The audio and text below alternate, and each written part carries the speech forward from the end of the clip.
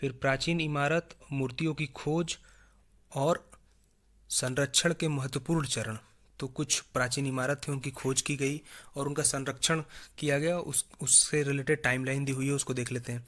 1814 में Indian museum की स्थापना की गई। अब कलकत्ता में देखिए, एक इंडियन म्यूजियम है, फिर उसके बाद एक नेशनल म्यूजियम है, फिर उसके बाद एक गवर्नमेंट म्यूजियम है। अब Indian museum, national museum, government museum, मैंने बहुत से लोगों को देखा है नॉर्मली कंफ्यूज रहते हैं। कभी वो इंडियन म्यूजियम को नेशनल म्यूजियम से कंफ्यूज कर लेते हैं, कभी नेशनल म्यूजियम को गवर्नमेंट म्यूजियम से कंफ्यूज कर लेते हैं। तीनों अलग अलग चीज़ें हैं, तीनों का अलग अलग समय पे स्थापना हुई और तीनों अलग अलग जगह पे हैं। इंडियन म्यूजियम 1814 में स्थापित हुआ कलकत्ता में, ठीक। नेशनल म्यूजियम जो है 1954 में स्थापित हुआ, दिल्ली में है। गवर्नमेंट म्यूजियम चेन्नई में है, ठीक। याद रखिएगा इसको, ये इसमें लिखा नहीं हुआ है, ये मैं बता रहा हूँ, आप कहीं नोट कर सकते हैं तो कर लें। और जो भी इन्फॉर्मेशन में आपको लगता है कि इसमें नहीं इंक्लूडेड है ना, वो सारी मैं आपको अलग से बता दे रहा हूँ। और जितनी इन्फॉर्मेशन इसमें है और जो मैं बता रहा हूँ ना, अगर आप इतना ही केवल तैयार कर लेते हैं तो आप ये समझ के जब बैठिएगा एग्जाम में कि आपने हिस्ट्री में 80 से 90% क्वेश्चन जो भी सिलेबस से कंप्लीट कर रखे हैं और आपके अब मैक्सिमम मार्क्स आने वाले हैं, ठीक है।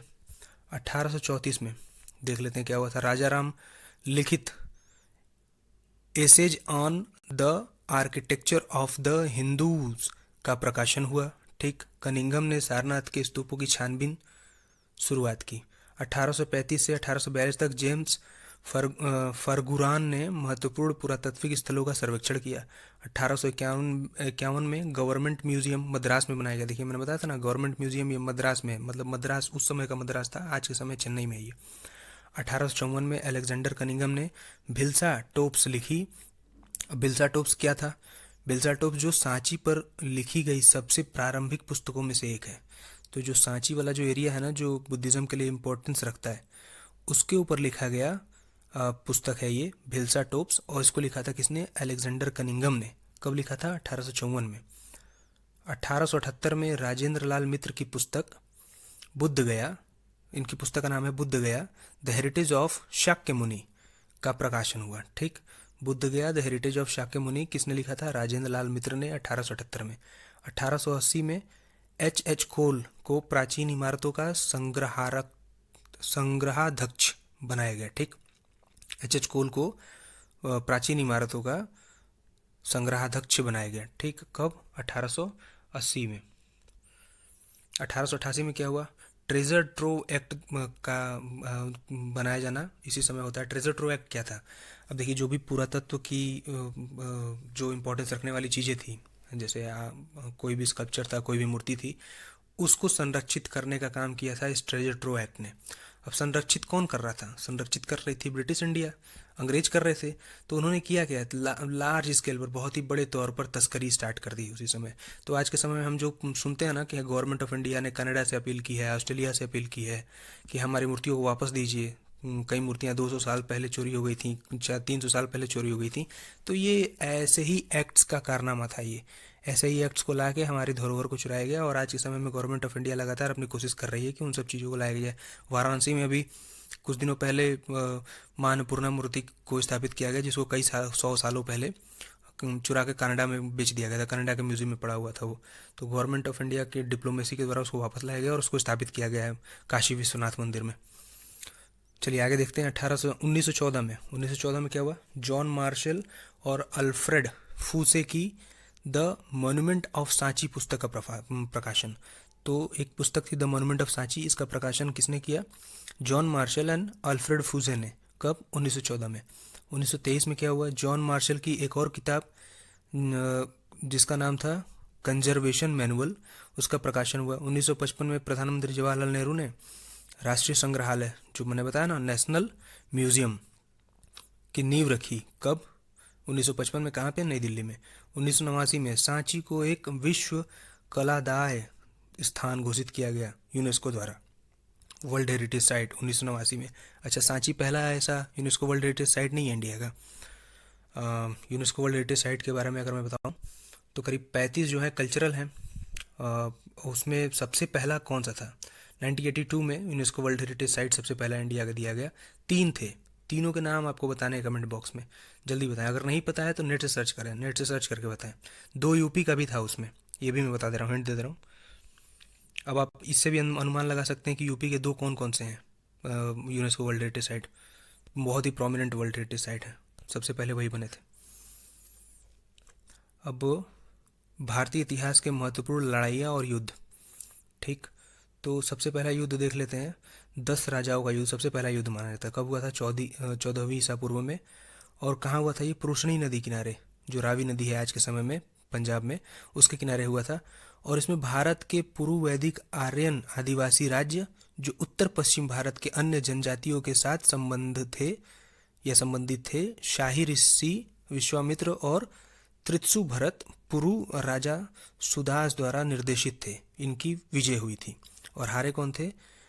वशिष्ठ, वैदिक जनजाति जिन्होंने वशिष्ठ का समर्थन किया। तो इतना लंबा चौड़ा याद रखने की जरूरत नहीं है, बस आप सिंपल से याद रखिए कि 10 राजाओं का युद्ध हुआ था, 14वीं ईसा पूर्व में हुआ था, पुरुषनी नदी पे हुआ था। जीता कौन था? ऋषि विश्वामित्र जीते थे और उनके समर्थन में जो लोग थे। और हारा कौन था? ऋषि वशिष्ठ। और जो भरत आदिवासी थे, आर्यन आदिवासी जो थे, वो जीते थे, ऋषि विश्वामित्र के साथ थे वो। हाइडेस्पिस की लड़ाई यानी वॉर ऑफ हाइडेस्पिस, ये 326 ईसा पूर्व में हुआ था, हाइडेस्पिस पे हुआ था। और सिकंदर महान इसमें जीता था, पोरस हारा था। Seleucid Maurya war, Seleucus Nicator को हराया था चंद्रगुप्त मौर्य ने 303 में। ठीक है, सिंधु नदी के किनारे ये वॉर हुआ था। तराइन का युद्ध, तराइन का युद्ध दो हुए, 1991-92 में। 91 में मोहम्मद गोरी हारा था, महाराणा जो पृथ्वीराज चौहान थे वो जीते थे। 92 में पृथ्वीराज चौहान हारे थे और मोहम्मद गोरी जीत गया था। और मैं बताऊं, बहुत ही इम्पॉर्टेंट ये थ्रोबैक था अपनी मॉडर्न हिस्ट्री में बोल सकते हैं, या ओवरऑल इंडिया के हिस्ट्री में, क्योंकि इसके पहले जितने भी आक्रमण हुए, बाहरी आक्रमण इंडिया में, वो प्लंडर करने के लिए ही हुए। यहाँ पे लूटपाट करके यहाँ की जो यहाँ का जो खजाना था उसको लूट के अपने देश में ले जाके उसको वहाँ पे सुदृढ़ बनाना, अपने देश को सुदृढ़ बनाना, ये काम था जो भी आक्रमण करता थे उनका। लेकिन ये पहला आक्रमणकारी था मोहम्मद गोरी, जिसने यहाँ पे इसलिए आक्रमण किया था क्योंकि वो यहाँ पे साम्राज्य अपना फैलाना चाहता था, इसका मकसद ये था। तो ये अपने आप में एक बहुत ही अभूतपूर्व घटना थी। फिर पानीपत की लड़ाई के बारे में देख लेते हैं। पानीपत के 3 युद्ध हुए, 1526 में, 1556 में और 1761 में। 1526 में बाबर ने हराया था इब्राहिम लोदी को, 1556 में अकबर ने हराया था हेमू को, और 1761 में अहमद शाह अब्दिली ने हराया था, ये ईरानियन रूलर था, इसने हरा दिया था मराठा को। ठीक है, मराठा साम्राज्य के बाजीराव जो जिसके अंडर में था, उनको हराया था। खानवा का युद्ध, बाबर 4 लड़ाइयाँ जीता, 26 में, 1526, 27, 28, 29 में, चारों में जीता। बाबर ने हराया इसमें राणा सांगा को, खानवा में हुआ था ये। घाघरा का युद्ध या घग्गर का युद्ध 1529 में हुआ। इसके पहले चंदेरी का युद्ध हुआ था 1528 में, जिसमें मेदिनी रॉय को हराया था उसने, बाबर ने। घाघरा में हराया इसने, बाबर ने महमूद लोदी और नुसरत शाह को हराया था। ये उसके रिश्तेदार थे, इब्राहिम लोदी के रिश्तेदार थे। चौसा का युद्ध, चौसा का युद्ध हुआ 1539 में, शेर शाह ने हुमायूं हराया। फिर बिलीग्राम या कन्नौज का युद्ध 1540 में, उसके 1 साल बाद ही, इसी में शेर शाह ने हुमायूं हराया और हुमायूं ही इसी युद्ध के बाद भाग गया था बाहर। सलेम का युद्ध हुआ 1544 में, सलेम पे, इसमें शेर शाह ने हिंदू राजपूतों को हराया। ठीक, और उसके बाद मतलब करीब 10 साल तक इसने रूल किया था, मतलब शेर शाह की जो डायनेस्टी थी, सूरी डायनेस्टी, उसने रूल किया था। उसके बाद हुमायूं वापस आ गया था।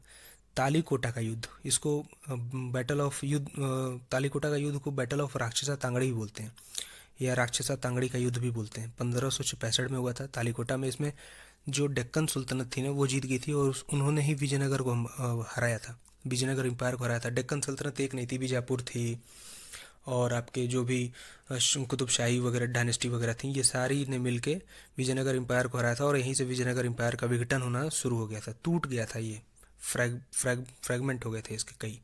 हल्दी घाटी का युद्ध हुआ था 1576 में। हल्दी घाटी में महाराणा प्रताप जो है इसमें जीते थे और अकबर हारा था। यहाँ पे इसमें महाराणा प्रताप जीते तो नहीं थे, लेकिन इसमें ये इनकी जान बच गई थी, ये भाग गए थे वहाँ से। ठीक है, इसको जीता था अकबर ने ही, और अकबर की आर्मी को लीड कर रहे थे महाराजा मान सिंह। ठीक है, जो जयपुर के राजा थे, आमेर के राजा थे, बाद में उसको जयपुर बना दिया गया। तो इस वक्त महाराणा प्रताप को इसलिए इसमें लिखा गया क्योंकि इनकी जान बच गई थी और ये हारे थे बैटल, भाग गए थे वहाँ से, बैटल ऑफ हल्दी घाटी में। स्वाली का युद्ध। स्वाली का युद्ध 1612 में हुआ था। ब्रिटिश ईस्ट इंडिया कंपनी इसको जीती थी और किसके खिलाफ लड़ा था उन्होंने? पुर्तगालियों के खिलाफ, और पुर्तगालियों को हरा दिया था। धर्मट का युद्ध। उज्जैन शहर में के बाहर धर्मट पड़ता है, उज्जैन शहर के आउटस्कर्ट पे धर्मट एक जगह है, वहाँ पड़ता है। उसमें औरंगजेब ने दारा शिकोह के खिलाफ लड़ा था और औरंगजेब जीत गया था। 1658 में ये युद्ध हुआ था। करनाल की लड़ाई 1739 में हुई थी। करनाल में नादिर शाह जीता था, मुगल सम्राट मोहम्मद शाह हारा था। त्रिचिनोपल्ली की घेराबंदी हुई थी 1741 में। त्रिचिनोपल्ली में मराठा जीते थे, आरकोट का नवाब हारा था। त्रिचिनोपल्ली की फिर घेराबंदी हुई 2 साल बाद 1743 में। त्रिचिनोपल्ली में हैदराबाद के निज़ाम जीते थे, मराठा हारे थे। मद्रास का युद्ध। ये मद्रास का युद्ध हुआ था 1746 में। मद्रास में फ्रेंच ईस्ट इंडिया कंपनी जीती थी, ब्रिटिश ईस्ट इंडिया कंपनी हारी थी। आरकोट की घेराबंदी। आरकोट की घेराबंदी 1751 में हुई। आरकोट में ब्रिटिश ईस्ट इंडिया कंपनी जीती, आरकोट के नवाब हारे और उनके साथ साथ फ्रांस ईस्ट इंडिया कंपनी भी हार गई। अरनी का युद्ध 1751 में हुआ। अरनी में रॉबर्ट क्लाइव के अधीन जो ब्रिटिश बल था वो जीत गया, राजा साहिब के अधीन जो फ्रैंको भारतीय बल था वो हार गया। गोल्डन रॉक की लड़ाई 1753 में। गोल्डन रॉक में त्रिचिरापल्ली जीती, ब्रिटिश और फ्रेंच दोनों साथ में हारे। कलकत्ता की घेराबंदी 1756 में हुई। कलकत्ता में बंगाल के नवाब जीत गए और ब्रिटिश ईस्ट इंडिया कंपनी हार गई। और कौन था इस समय बंगाल का नवाब? सिराजुद्दौला था। हाँ, वही था। और उसने क्या किया था? इस समय एक ट्रेजेडी हुई थी जिसको हम ब्लैक होल ट्रेजेडी के नाम से भी जानते हैं। अब ब्लैक होल ट्रेजेडी क्या थी? उसमें एक छोटे से रूम में उसने सिराजुद्दौला ने कई अंग्रेजों को पकड़ के ठूस ठूस के भर दिया था। और फिर उसके बाद जब कुछ समय बीता तो सफोकेशन होने लगा, ऑक्सीजन की कमी हो गई और 90%, 80 to 90% अंग्रेज सफोकेशन की वजह से मारे गए।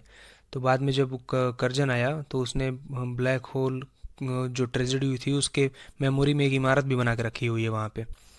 ठीक है, तो ये थे ब्लैक होल ट्रेजेडी। वो ब्लैक होल मत समझ लीजिएगा जो उसमें होता है, एस्ट्रोनॉमी में होता है। ये बंगाल में हुआ था। प्लासी का युद्ध 1757 में हुआ था। प्लासी में रॉबर्ट क्लाइव के अंडर में जो फोर्सेस थी ब्रिटिश ईस्ट इंडिया कंपनी की वो जीती थी और नवाब सिराजुद्दौला हारा था। ठीक, अब यही हैं जिन्होंने ब्लैक होल कराया था, उसके बाद ये हार गए अगले ही साल प्लासी के युद्ध में। पांडुचेरी की घेराबंदी 1760 में हुई। पांडुचेरी में ब्रिटिश ईस्ट इंडिया कंपनी जीती, फ्रेंच ईस्ट इंडिया कंपनी हारी। वॉन्डी वॉश की लड़ाई 1760 में हुई। फ्रेंच हारे, ब्रिटिश जीते। फिर बक्सर का युद्ध। बक्सर का युद्ध जब हुआ था तो वो 1764 में हुआ था। दीवानी राइट वगैरह सारी अंग्रेजों के हाथ में चली गई थी और बक्सर युद्ध में जो नेतृत्व कर रहा था अंग्रेजों का वो था हेक्टर मुनरो। और इसमें इसने किसको किसको हराया? 3 लोगों को हराया। एक जो है आपके बंगाल का जो नवाब था मीर कासिम, उसको हराया। नवाब सिजाउद्दौला जो अवध का नवाब था, और मुगल सम्राट जो था शाह आलम, उसको हराया। तीनों की बड़ी आर्मी थी, तीनों को हराया इसने। फिर अंबर की घेराबंदी 1767 में हुई। अंबर में मैसूर हैदर अली का साम्राज्य जीत गया और ब्रिटिश ईस्ट इंडिया कंपनी हार गई। पांडुचेरी की घेराबंदी 1778 में। पांडुचेरी में ब्रिटिश ईस्ट इंडिया कंपनी जीती, फ्रेंच ईस्ट इंडिया कंपनी हार गई। फिर पोलीलूर की लड़ाई 1780 में। पोलीलूर में ब्रिटिश ईस्ट इंडिया कंपनी जीत गई, मैसूर साम्राज्य हार गया। नेगापट्टम की घेराबंदी 1781 में। नेगापट्टम में ब्रिटिश जीते, डच हार गए। फिर उसके बाद पोर्तो नोवो की लड़ाई ये हुई थी 1781 में। पोर्तो नोवो में ब्रिटिश जीते और मैसूर साम्राज्य हार गया। सोलिंगूर की लड़ाई 1781 में हुई थी। सोलिंगूर में ब्रिटिश ईस्ट इंडिया कंपनी जीती, मैसूर हार गया। अब ये देखिए, सोलिंगूर की लड़ाई 1781 में हुई थी ना, इसमें इस वक्त जो ये सीन चल रहा था वो सेकेंड एंग्लो मैसूर वॉर का सीन चल रहा था। तो इस सेकेंड एंग्लो मैसूर वॉर की घटनाएं हैं सारी, ये सब 82 83 तक, ये सब जितने आप देख रहे हैं ना, ये सब यहाँ यहाँ से ये सारी जो घेराबंदी हुई या जितने भी कब्जे में एरिया लिए गए वो सेकेंड एंग्लो मैसूर वॉर के टाइम की बात है। तेलीचेरी की घेराबंदी। तेलीचेरी की घेराबंदी हुई थी आपकी 1782 में। और ये कहाँ पे हुई थी? तेलीचेरी में ब्रिटिश ईस्ट इंडिया कंपनी जीती, मैसूर हारा। फिर वेल्लोर की घेराबंदी 1782 में। वेल्लोर में ब्रिटिश ईस्ट इंडिया कंपनी जीती, मैसूर हारा। फिर कुडलोर की घेराबंदी 1783 में। कुडलोर में मैसूर इसमें जीते थे, ब्रिटिश ईस्ट इंडिया कंपनी हारी थी। उसी तरह 1783 में मैंगलोर की घेराबंदी हुई थी। मैंगलोर में मैसूर साम्राज्य जीता था और ब्रिटिश ईस्ट इंडिया कंपनी हारी थी। गजेंद्रगढ़ की लड़ाई ये 1786 में हुई थी। गजेंद्रगढ़ में मराठा इसमें जीते थे, मैसूर हारा था। ठीक। फिर नेदुम कोटा की लड़ाई। नेदुम कोटा की लड़ाई 1789 में हुई थी नेदुम कोटा में, त्रावणकोर इसमें जीता था, मैसूर हारा था। कालीकट की लड़ाई 1790 में हुई थी कालीकट में, ठीक है, त्रावणकोर और ब्रिटिश ईस्ट इंडिया कंपनी इसमें जीती थी, मैसूर हारा था। कन्नौर की लड़ाई 1790 में, कन्नौर में ब्रिटिश ईस्ट इंडिया कंपनी जीती थी, मैसूर साम्राज्य हारा था। सिट्टी मुंगलम सिट्टी मुंगलम की लड़ाई 1790 में हुई थी, सिट्टी मुंगलम में मैसूर इसमें जीता था और ब्रिटिश ईस्ट इंडिया कंपनी हारी थी। अब ये जो हम टाइम फ्रेम में आ गए ना, ये थर्ड एंग्लो मैसूर वॉर के टाइम फ्रेम में आ गए। कोयम्बटूर की घेराबंदी, ये इसको किया था 1791 में, मैसूर साम्राज्य जीत गया था, त्रावणकोर और ब्रिटिश ईस्ट इंडिया कंपनी इसमें हारी थी। फिर दरबार की घेराबंदी 1791 में, दरबार में ब्रिटिश ईस्ट इंडिया कंपनी जीती थी और मैसूर हारा था। गुर्रामकोंडा की घेराबंदी 1791 में हुई थी, गुर्रामकोंडा में हैदराबाद के निज़ाम और ब्रिटिश ईस्ट इंडिया कंपनी इसमें जीती थी, मैसूर हारा था। कोप्पल की घेराबंदी 1791 में, कोप्पल में हैदराबाद के निज़ाम और ब्रिटिश ईस्ट इंडिया कंपनी जीती थी, मैसूर हारा था। नंदीदुर्ग की घेराबंदी 1791 में, नंदीदुर्ग में ब्रिटिश ईस्ट इंडिया कंपनी जीती थी, मैसूर हारा था। सावेन दुर्ग की घेराबंदी 1791 में, सावेन दुर्ग में ब्रिटिश ईस्ट इंडिया कंपनी जीती थी और मैसूर हारा था। अराकेरी का युद्ध 1791 में हुआ था, अराकेरी में हैदराबाद के निज़ाम ब्रिटिश ईस्ट इंडिया कंपनी जीती थी, मैसूर हारा था। श्रीरंगपट्टनम की घेराबंदी 1792 में, श्रीरंगपट्टनम में मराठा साम्राज्य, हैदराबाद का निज़ाम और ब्रिटिश ईस्ट इंडिया कंपनी ये सारे जीते थे और मैसूर हार गया था। शिमोगा पर कब्जा 1792 में, शिमोगा में, ठीक, मराठा और ब्रिटिश ईस्ट इंडिया कंपनी जीती थी, मैसूर हारा था। मल्ले वैली का युद्ध, अब देखिए ये जो वॉर थे ना, ये थर्ड एंग्लो मैसूर वॉर के थे।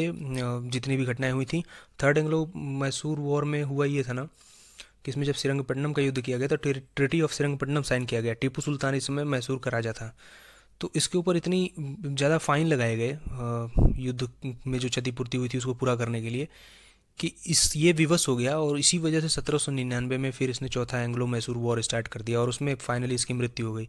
इसको कई करोड़ रुपए पे करने के लिए बोले थे ब्रिटिश ईस्ट इंडिया कंपनी वाले। ये जब नहीं पे कर पाया तो इसके बच्चों को उन्होंने उठा लिया था, अपने पास रख लिया था। तो ये सब काफ़ी ह्यूमिलेटिंग इवेंट्स हुए थे, उसके साथ काम हुए थे, ब्रिटिश ईस्ट इंडिया कंपनी ने किए थे, जिसकी वजह से चौथा युद्ध हुआ और फाइनली उसको अपनी जान गंवानी पड़ी। फिर सिडेसर की लड़ाई 1799 में, सिडेसर में ब्रिटिश ईस्ट इंडिया कंपनी जीती थी, मैसूर हारा था। श्रीरंगपट्टनम की घेराबंदी 1799 में हुई, श्रीरंगपट्टनम में अब देखिए स्टार्ट हो गया चौथा एंग्लो मैसूर वॉर। श्रीरंगपट्टनम में ब्रिटिश इंडिया कंपनी जीती, मैसूर हारा। सुल्तानपेट तोप की लड़ाई 1799 में, सुल्तानपेट तोपे, मैसूर जीता, इसमें ब्रिटिश इंडिया कंपनी हारी। पनमार थूकोट्टा की लड़ाई 1802 में, वायनाड में। फजासी राजा फोर्सेस, जो मालाबार वाला रीजन है, केरला वाला रीजन, वहाँ पे ये फोर्सेस थी, ये जीती, ब्रिटिश इंडिया कंपनी हारी। बैटल ऑफ ऐसे 1803 में ऐसे में हुआ, ब्रिटिश जीते थे, मराठा हारे थे। दिल्ली की लड़ाई 1803 में हुई, दिल्ली में ब्रिटिश जीते, मराठा हारे थे। अब ये जो हम 1803 वाला ये जो टाइम फ्रेम बात कर रहे हैं, ये सेकेंड एंग्लो मराठा वॉर की बात है। लसवारी की लड़ाई 1803 में तसवरी में हुआ था। ये तसवरी है या लसवरी है, आप नाम कंफर्म करिए ज़रा मुझे कमेंट बॉक्स में। ब्रिटिश ईस्ट इंडिया कंपनी जीती थी, मराठा हारे थे। कैप्चर ऑफ ग्वालीघुर, ग्वालीघुर का कैप्चर हुआ था, उसको सीज कर लिया गया था, उसकी घेराबंदी कर ली गई थी 1803 में, ग्वालीघुर में ब्रिटिश इंडिया कंपनी ने किया था मराठा से। फरुखाबाद की लड़ाई 1804 में हुई, फरुखाबाद में ब्रिटिश जीते थे, मराठा हारे थे। डिंग किले की घेराबंदी 1804 में हुई, डिंग फोर्ट में ब्रिटिश जीते थे और मराठा हारे थे। दिल्ली की घेराबंदी 1804 में हुई, दिल्ली में ब्रिटिश ईस्ट इंडिया कंपनी ने किया था, मराठा से। भरतपुर की लड़ाई 1805 में हुई, भरतपुर में मराठा किए थे, मतलब मराठा इसमें जीत गए थे और ब्रिटिश इंडिया कंपनी हार गई थी। कुरुचिया का विद्रोह 1812 में हुआ था, वायनाड में, ठीक, वायनाड में कुरुचिया रहते थे, उनका विद्रोह हुआ था, ब्रिटिश ईस्ट इंडिया कंपनी इसमें जीती थी और कुरुचिया और कुरुम्बा जनजाति, ये ट्राइब्स हैं, उनकी उनकी हार हो गई थी। फिर खड़की का युद्ध 1817 में हुआ था, खड़की में ब्रिटिश जीते थे, मराठा हारे थे। ये थर्ड एंग्लो मराठा वॉर के पास हम जा रहे हैं। पहला एंग्लो अफगान वॉर 1842 में हुआ था। ये मतलब चला तो था देखिए 1839 से, लेकिन ये ख़त्म हुआ था 1842 में, अफगान में हुआ था, ब्रिटिश जीते थे और अफ़गानिस्तान के एमिरेट जो थे दोस्त मोहम्मद, उनकी जीत हुई थी। अब इसमें हुआ क्या था, अफ़गान में जो युद्ध हुआ था ना, उसमें जो गवर्नर जनरल था इंडिया का, वो लॉर्ड ऑकलैंड था, ठीक है, और उसने ही ये इसकी स्टार्टिंग की थी। उसने ट्राईपार्टाइट ट्रीटी की थी 1839 में। किसके किसके साथ? जो शाह आलम था, मुगल साम्राज्य का राजा, ये मुगल सम्राट, उसके साथ, फिर जो रंजीत सिंह थे उनके साथ, और अपने बीच में, इन तीनों लोग के बीच में ट्राईपार्टाइट ट्रीटी हुई थी। और इसमें ये हुआ था कि जो रंजीत सिंह, अब देखिए मैं इस सब चीज़ों को इसलिए आपको बता रहा हूँ ना, ताकि ये वीडियो आपके लिए इंटरेक्टिव बना रहे। कि मैं चाहूँ तो इस वीडियो में पीडीएफ में जितनी भी बातें लिखी हुई हैं उसको नॉर्मली ऐसे मैं पढ़ते जाऊँ और आपको सुनाते जाऊँ, लेकिन बीच बीच में मैं कुछ एक्स्ट्रा फैक्ट्स वगैरह इसलिए ऐड कर रहा हूँ ताकि ये वीडियो आपके लिए इंटरेक्टिव बनी रहे। आप इसको ध्यान से एकदम चीज़ों को कोरिलेट करते हुए पढ़ते रहें। और जितनी भी बातें कर रहा हूँ वो ऑफ द रिकॉर्ड नहीं है, ये सिलेबस से रिलेटेड है। तो आप अगर मेरी बातों को, जो एक्स्ट्रा फैक्ट मैं बता रहा हूँ, उसको सुनेंगे और इवेंट से कोरिलेट करेंगे तो ज़्यादा लंबे समय तक आपको चीज़ें याद रखने में हेल्पफुल होंगी। तो मैं कहा था ट्राईपार्टाइट ट्रीटी पे 1939। तो इसमें हुआ ये था ना कि जो रंजीत सिंह का भला ये हुआ था कि उनका जो इंडस रीजन है, इंडस रीजन के पूर्वी इलाके में, जो इंडस रिवर बहती है उसके पूर्वी पार्ट में जो भी उन क्षेत्र उन्होंने कब्जा किया था उसको रिकॉग्नाइज कर लिया गया, ठीक, इस ट्राईपार्टाइट ट्रीटी से। और उसके बाद शाह आलम को के लिए ये बेनिफिट हुआ कि उसको बोल दिया गया कि अफगानिस्तान के राजा जो दोस्त मोहम्मद उस समय थे उनको हराएंगे और उनकी गद्दी पे आपको बैठाएंगे। और ब्रिटिश के लिए ये फ़ायदा हुआ ना कि ब्रिटिश के ऊपर ये वो अफगानिस्तान को एक बफर स्टेट क्रिएट करना चाहती थी थे। तो अगर कोई भी बाहरी आक्रमण हो तो सबसे पहले अफगानिस्तान पे हो, तब तक इधर ब्रिटिश जो है सुरक्षित रहें और अपने आप को तब तक सशक्त कर लें युद्ध से लड़ने के लिए। तो ये तीनों का फ़ायदा था और इसीलिए ट्राईपार्टाइट ट्रीटी हुई थी इन सभी के बीच में। तो यही सीन था। इसी के बाद जब ट्राईपार्टाइट ट्रीटी हो गई तो उन्होंने आक्रमण कर दिया तो दोस्त मोहम्मद को पहले हराया, दोस्त मोहम्मद हार गया, भाग गया। फिर वहाँ पे शाह आलम को उसके थ्रोन पे बैठा दिया गया अफगानिस्तान पे। लेकिन जो अमीर थे, जो वहाँ पे नोबल्स जिनको बुलाया जाता है, इंडिया में नोबल्स बोलते हैं, वहाँ पे उनको अमीर बुलाया जाता था। तो उन्होंने विद्रोह कर दिया तो फिर कई ब्रिटिशर्स मारे गए। जो भी फोर्ट की रखवाली वहाँ पे अफगानिस्तान वगैरह में, कांधार रीजन में कर रहे थे, उनको मार दिया गया। तो लास्ट में ब्रिटिश ईस्ट इंडिया कंपनी ने कहा कि भैया ठीक है, आप ले लीजिए अपना राज्य, हमको हमारे हाल पे छोड़ दीजिए, हमारे जो भी सिपाही हैं उनको छोड़ दीजिए। तो लास्ट में दोस्त मोहम्मद को वहाँ पे बैठा दिया गया और ब्रिटिश ईस्ट इंडिया कंपनी वहाँ से वापस आ गई। ठीक है, लेकिन उसके बाद, इसी के बाद फिर दोबारा एक करीब 40-50 साल बाद फिर दोबारा अफगानिस्तान द्वितीय एंग्लो अफगान वॉर होता है। उसके बारे में मैं आपको आगे बताऊंगा। फिर ग्वालियर अभियान के बारे में देख लेते हैं। 1843 में ग्वालियर में हुआ था, ब्रिटिश ईस्ट इंडिया कंपनी जीती थी, मराठा हारे थे इसमें। फिरोज शाह की लड़ाई 1845 में हुई थी, फिरोज शाह में ब्रिटिश ईस्ट इंडिया कंपनी जीती थी, सिख हारे थे। अब देखिए फर्स्ट एंग्लो सिख वॉर की कहानी मैं बता रहा हूँ यहाँ से, 1845 से शुरू हो गई। मुदकी की लड़ाई 1845 में, मुदकी में ब्रिटिश जीते थे और सिख हारे थे। अलीवाल की लड़ाई 1846 में, अलीवाल में ब्रिटिश जीते थे, सिख हारे थे। सोबरॉय की लड़ाई 1846 में, ब्रिटिश जीते थे, सिख हारे थे। रामनगर की लड़ाई 1848 में। अब देखिए सेकंड एंग्लो सिख वॉर की स्टार्टिंग हो गई यहाँ पे। पहला एंग्लो सिख वॉर चला था 45-46, 1845 से 1846 तक, उसमें सारे में सिख हारे थे। और दूसरा 48 से 49, 1848 से 1849 तक चला था, इसमें भी सिख हारे थे। और सिख कन्फेडरेंसी जो थी, सिख साम्राज्य था, उसको स्थगित कर दिया गया, उसको एबोलाइश कर दिया गया। रामनगर की लड़ाई रामनगर में हुई, सिख साम्राज्य इसमें जीता था, ब्रिटिश हारे थे। चिलियावाला की लड़ाई 1849 में, चिलियावाला में सिख साम्राज्य जीता था, ब्रिटिश हारे थे। गुजरात की लड़ाई 1849 में, गुजरात में ब्रिटिश जीते थे, सिख हारे थे। मुल्तान की घेराबंदी 1849 में, मुल्तान में ब्रिटिश जीती थी, मुल्तान हारा था। और आगरा की लड़ाई 1857 में, आगरा में ब्रिटिश ईस्ट इंडिया कंपनी थी, भारतीय विद्रोह को इसमें दमन कर दिया गया था। बैटल ऑफ ओंग या ओंग की लड़ाई 1857 में हुई थी, ब्रिटिश जीते थे, विद्रोही सैनिकों को सप्रेस कर दिया गया था। बदली की सराय एक जगह है, वहाँ की लड़ाई 1857 में, बदली की सराय में ब्रिटिश ईस्ट इंडिया कंपनी जीती थी, भारतीय विद्रोह को कुचल दिया गया था। कानपुर की लड़ाई 1857 में, ब्रिटिश ईस्ट इंडिया कंपनी जीती थी, भारतीय विद्रोह को कुचल दिया गया था। दिल्ली की घेराबंदी 1857 में, दिल्ली में ब्रिटिश ईस्ट इंडिया कंपनी जीती, मुगल साम्राज्य और भारतीय विद्रोह को दबा दिया गया। नजफगढ़ की लड़ाई 1857 में, नजफगढ़ में ब्रिटिश ईस्ट इंडिया कंपनी जीती थी, भारतीय विद्रोही उनका दमन कर दिया गया था। कानपुर की घेराबंदी किस किस मतलब लीडर ने की थी? ब्रिटिश लीडर ने, कैम्बेल ने।